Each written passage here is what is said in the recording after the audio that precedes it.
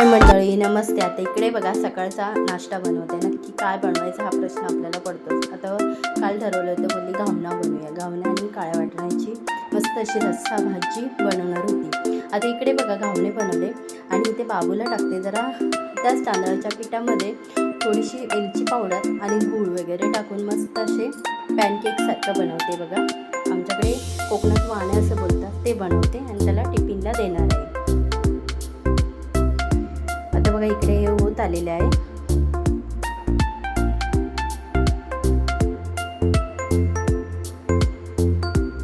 मस्त असे झालेले आहे. आता याला थोडं उपतूया, पलटी करूया याला.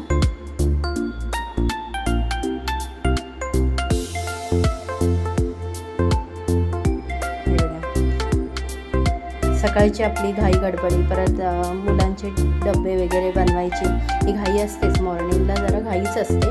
इकडे बघा, आणि एकाला नाही आवडलं, समजा भाजी नाही आवडली की लगेच बेसनची पोळी वगैरे काय ना काय तरी करून आपण मुलांच्या टिफिनमध्ये देतो. आता इकडे बघा मस्त असे वाणे झालेले आहेत, मस्त छान असे.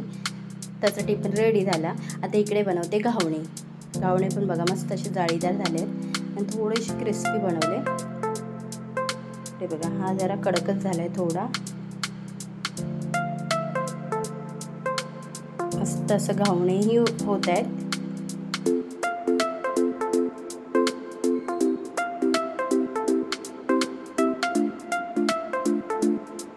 मस्त असे घावणे झाले इकडे. आणि काळ्या वाटण्याची उसळ बनवणार आहे, म्हणजे भाजी थोडी थपथपीत आणि त्याच्यावर भन्नाट घावणे छान लागतात. हा होता सकाळचा माझा ब्रेकफास्ट. सकाळी नाश्त्याला आणि टिफिनला दोन्हीला बनवले होते. मुलांना टिफिनसाठी बनवले होते.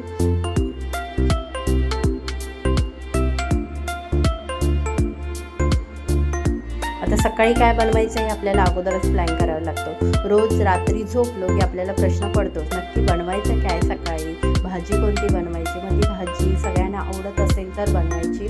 परत मग दोन प्रकार होतात. बघा इकडे आता मस्त घावणे झालेत आणि इकडे माझी छान अशी डिश तयार झालेली आहे. इकडे काळ्या वाटण्याची उसळ आणि घावणे. मस्त असं मॉर्निंगचं रुटीन होतं.